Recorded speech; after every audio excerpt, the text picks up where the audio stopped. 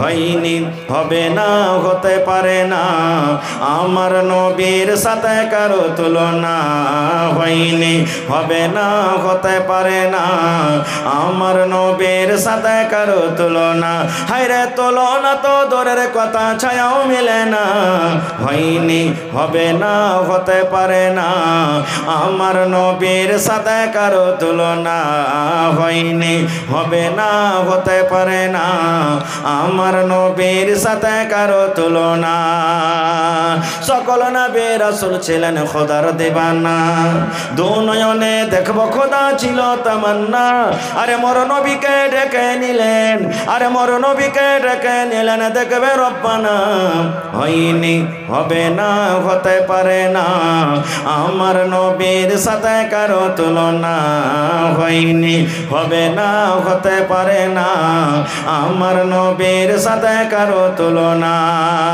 ইউসুফকে দেখে যারা আঙ্গুল কেটেছে তারা কি আমার নবীর রূপ দেখেছে ইউসুফকে দেখে যারা আঙ্গুল কেটেছে তারা কি আমার নবীর রূপ দেখেছে আরে দেখতো যদি কেটে দিত কলিজাখানা হয়নি হবে না হতে পারে না আমার নবীর সাথে কারো তুলনা হয়নি হবে না হতে পারে না আমার নবীর সাথে কারো তুলনা যার শানে আল্লাহ তাআলা করলেন ঘোষণা খলকে আজিম আমার শাহে মদিনা যার শানে আল্লাহ তাআলা করলেন ঘোষণা খলকে আজিম আমার শাহে মদিনা মুসলমানে নবী ছাড়া কিছুই মানে না মুমিনে কোরআন ছাড়া কিছুই বুঝে না হয়নি হবে না হতে পারে না আমার নবীর সাথে কারো তুলনা নারে তাকবীর তিনজন বলে হাঁটতে শুরু করেছে ইতিমধ্যে নবীজি বাড়তে মায়েশা বলছেন ইয়া রাসূলুল্লাহ ওই যে তিনটা লোক গেছে আপনি দেখছেন বলছে হ্যাঁ বলছে ওরা আপনার ইবাদত সম্পর্কে জানতে এসেছিল আমি তাদেরকে বললাম তো ওরাকে কম মনে হইলো বলে ওরা একজন বলছে যে জীবনে কোনোদিন বিয়ে করব না একজন বলছে জীবনে কোনোদিন রোজা ছাড়বো না একজন বলছেন যে আমি কোনোদিন রাতের বেলাতে ঘুমাবো না গো নবীজি রেগে গেলেন তাদের কথা শুনে তারাকে ডাক বলছেন ও শোনো কেন তোমরা শোনো তারা এলেন পাঞ্জরি আল্লাহ রাসূল বললেন ও আল্লাহর বান্দারে তোমরা তিনজন নাকি এরকম এরকম কথা বলেছো তারা তিনজন বলছেন জি আল্লাহ রাসূল বলেছি এবার নবীজি বললেন সাহাবীরে তোমরা শুনে নাও রে বাবা আমি আল্লাহ রাব্বুল আমিনকে যত দেখে ভয় করি আল্লাহকে দেখে যত ডরাই কবরকে দেখে যতখানি ডরাই জাহান্নামকে দেখে যতখানি ভয় করি তোমরা কিন্তু আমার সমান আল্লাহকে দেখে ভয় করো না এই জন্য বাবারে রাতের বেলাতে আমি ঘুমাই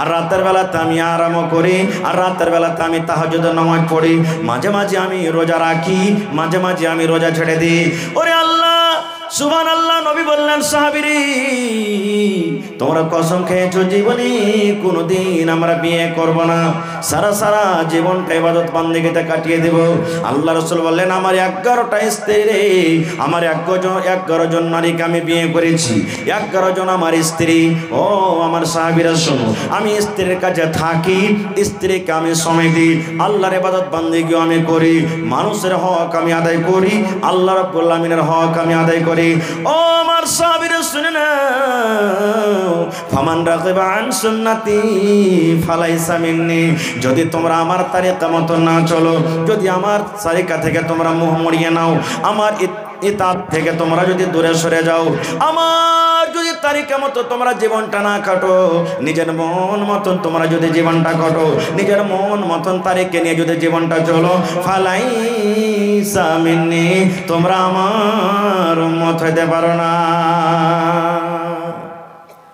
এর নাম হলো মহব্বত ভালোবাসা আজকে দেখেন ভাই আজকে আমরা জীবন কাটছি কিভাবে আল্লাহ রাসূল বলেছেন চলতে একভাবে আমরা চলছি একভাবে আল্লাহ রাসূল যেখানে যাওয়ার কথা বলেছেন সেখানে যাই না যেখানে নাও যাওয়ার কথা বলেছেন সেখানে আমরা যাই তাহলে ভাই কিয়ামতের দিন আল্লাহ তাবারক ওয়া তাআলার নবীর কি আমরা সুপারিশ পাবো ভাই জীবনে আমরা পাবো না আরেকটু আগে চলেন আল্লাহর নবী একদিন সাহাবায়ে কেরামকে বললেন তোমরা দান করো নবীজি বললেন সাহাবীদেরকে তোমরা দান করো, আমার সাহাবীরা দান করো।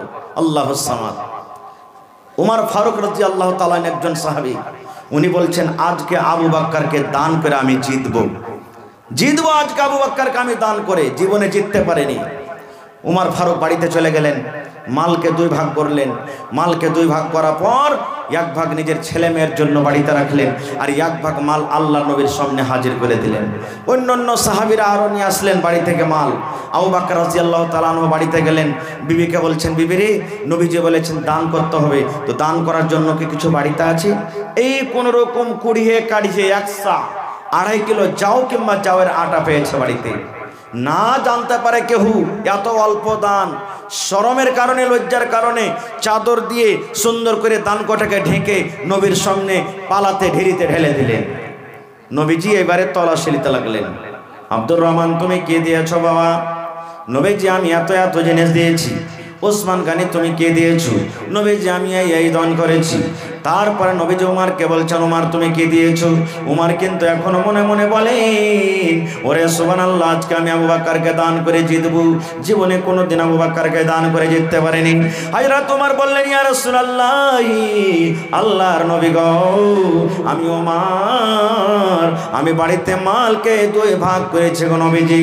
1 ভাগ আমার ছেলে মেয়ের জন্য বাড়িতে রেখেছি, আর 1 ভাগ মাল আপনার সামনে আমি হাজির করে দিয়েছি। এইবারে নবীজি আবু বকরকে বললেন, আবু বকর তুমি কে দিয়েছো? হযরত আবু বকর রাদিয়াল্লাহু তাআলা আনহু বললেন, ইয়া রাসূলুল্লাহ, কি দিয়েছে নবী গো এটা জিজ্ঞাসা না করে আমি আমার ছেলে মেয়ের জন্য বাড়িতে কি রেখেছি আর আমি কি দান করেছি এটা আমাকে জিজ্ঞাসা করেন। আল্লাহ রাসূল বলেন, আবু বকর রে, তোমার ছেলে মেয়ের জন্য বাড়িতে কি রেখেছো আর আল্লাহর রাহে তুমি কি খরচ করেছো বলো। এই মুসলমান, দুনিয়াতে এমন কোন মায়ের বেটা জন্ম লাইনি যে হযরত আবু বকর রাদিয়াল্লাহু তাআলা আনহুর মতন উত্তর দিবেন।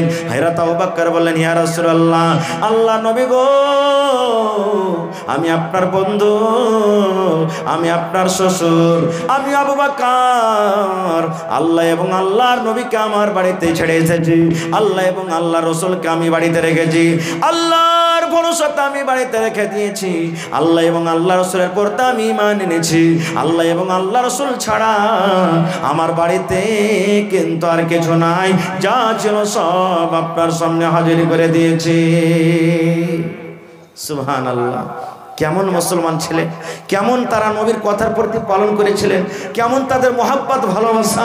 এরকম অনেক হাদিস কোরআন আছে ভাই। আমি কথাটাকে শর্ট করে আজকে আমি এই মসজিদের জন্য একটু মহাব্বত ভালোবাসা দেখতে চাই, কারণ নবী বলেছেন, আমার কথা নয়, মান বানা লিল্লাহি মসজিদান বানাল্লাহু লাহু বাইতান ফিল জান্নাহ। আল্লাহ নবী বলেছেন, আল্লাহ রাব্বুল আলামিনকে রাজি করার জন্য আল্লাহর ইবাদতখানা, আল্লাহর ঘর মসজিদ যে নির্মাণ করিবে, আল্লাহ রাব্বুল আলামিন তার জন্য জান্নাতের ভিতরে ঘর বানিয়ে দেবেন। দুনিয়াতে আল্লাহর ঘর বানাবেন, জান্নাতে আল্লাহর ঘর বানবে। তো আজকে আপনারা আল্লাহর ঘর বানাইতে এসেছেন না নিজের ঘর বানাইতে এসেছেন ভাই বলেন তো, জোরে বলেন। আল্লাহর ঘর বানাবেন, জান্নাতে আপনার ঘর বানবে। আপনারা বলবেন, হাজি মাওলানা, আল্লাহর ঘর কি গোটে বানাইতে পারবো? 10 লক্ষ 15 লক্ষ 50 লক্ষ টাকা খরচ হবে, কেমন করে বানাবো? আল্লাহ রাসূল অন্য হাদিসে বলেছেন, পাখি যা আছে, পাখির বাসার সমানও যদি তোমরা ঘর তৈরি করো, আল্লাহ তাআলা তোমাদের জন্য জান্নাতে একটা ঘর বানিয়ে দিবেন। 1 টাকা 1000 5 লাখ টাকা আপনি খরচ করলেন, আপনার নিয়াত যদি অন্তর ভালো থাকে, আল্লাহ তাবারক ওয়া তাআলা আপনার জন্য জান্নাতের ভিতরে একটা ঘর বানাবেন। ভাই শেষ কথা, কয় ওয়াক্তের নামাজ আল্লাহ ফরজ করেছেন? জোরে বলেন। 5 ওয়াক্তের। আর 5 ওয়াক্তের মধ্যে ফরজ কয় রাকাত আছে? জোরে বলেন। 17 রাকাত। বেশি আমি চাহাবো না। দেখি 17টা মাত্র লোক, দেখি কোন আল্লাহর বান্দা আছেন, 17টা মাত্র লোক, আমি 1 টাকার 1000, 2 টাকার 1000, 5 টাকার 1000, 10 টাকার 1000, এই 5 মিনিট আপনাদের সামনে আছি। একটু আসেন তো দেখি। মা মরে গেছেন, বাবা মরে গেছেন, দাদু দাদি নানা নানি মারা গেছেন, তাদের জন্য দেখি 17টা মাত্র লোক 5 মিনিটের মধ্যে দেখি কে আছেন এমন যে মাওলানা আমি 1000, আমি 2000, আমি 5000, আমি 10000 এই করে করে আমি দান করব। একটা লোক দেখি 1 কুইন্টাল রড কিংবা 100 সেফটি বালু কিংবা 100 সেফটি গিট্টির দাম দিতে পারবেন। একটু আসেন তো দেখি আল্লাহর হস্তে।